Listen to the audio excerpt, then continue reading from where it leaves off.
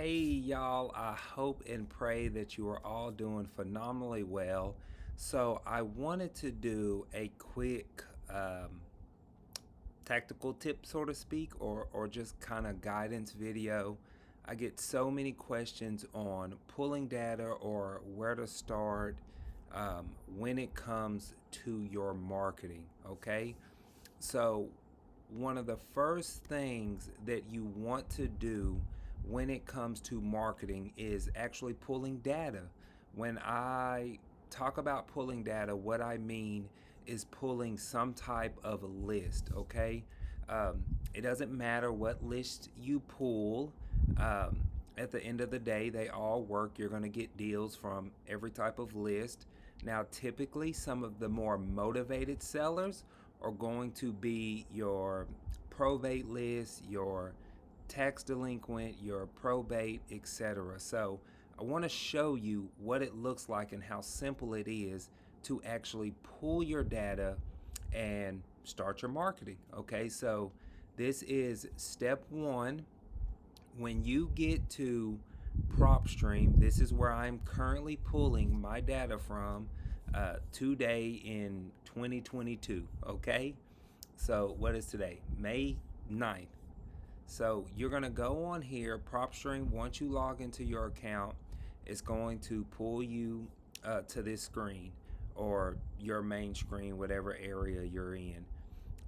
So we'll go in here and let's just say for simplistic reasons that we want to pull um, Harris County. So that's Houston area, okay?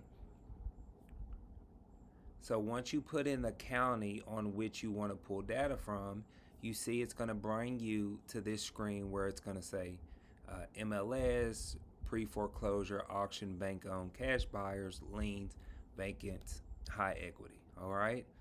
This is giving us, what is that, a million leads? Over a million leads. So you don't need to pull a million leads starting out. So you can go right here to the quick list if you want, where it's dropped down. And how I got to this, if you missed it, is up here at the filters next to the county. So hit filters, quick list if you choose. So you can go vacant. It's giving us 341 vacant liens or houses, I'm sorry.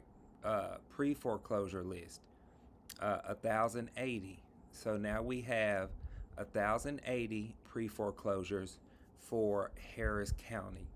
And this is a great way to actually start reaching out to motivated sellers. So once you have your list, and you can always filter this as well. So you can break it down even more and add additional stuff like price range, um, MLS status, all kind of other stuff. Uh, Ownership, how long they own the property, etc. So once you have it,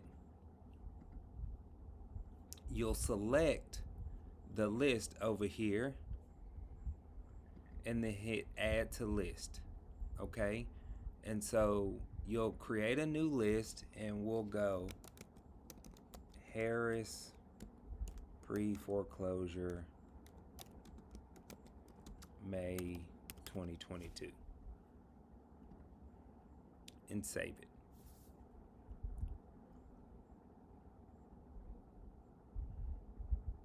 So once now it has saved those 1,000 leads, you can close that, and once you close it, you'll go over here to my properties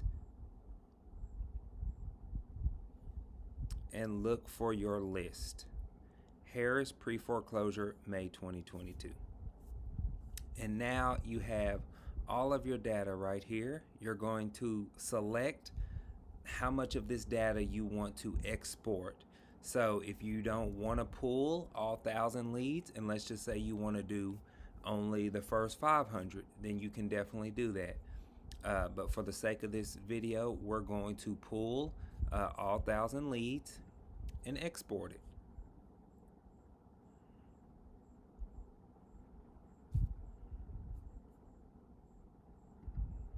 We're going to close that. And once you export it, now it has given you an Excel spreadsheet of all of the data that you literally just downloaded. So now you have a list of pre-foreclosures. So a lot of this stuff we can do away with, like this. We can delete it. We don't care if it's owner occupied.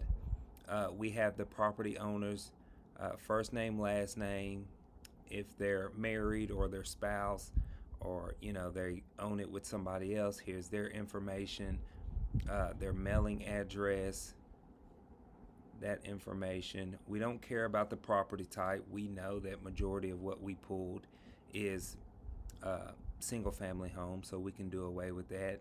All of the bedroom, bathroom, square footage, that's nice information, I guess, but I typically don't need to deal with it, because when I'm talking to our sellers, they're going to let us know, hey, it's a 3-bedroom, 2-bath, etc. The same with all this other information. I like to simplify it a lot. This right here, date that it was added, I don't care about that, because I'm going to market to them anyways. Do not mail. Yeah, I'm going to delete that. And now this sheet definitely looks a lot more manageable and not as chaotic, so it's definitely easier to manage that way. So now you notice, though, you don't have their phone numbers. So the next step, and I'll do this on another training, is actually skip tracing it. So we will take this list and update it into with whatever skip tracing platform or software or company that you're leveraging or utilizing to get their actual contact information. But this is step one when it comes to pulling your data. Now you have a clean spreadsheet that you can skip trace and start your marketing. So I hope this helps.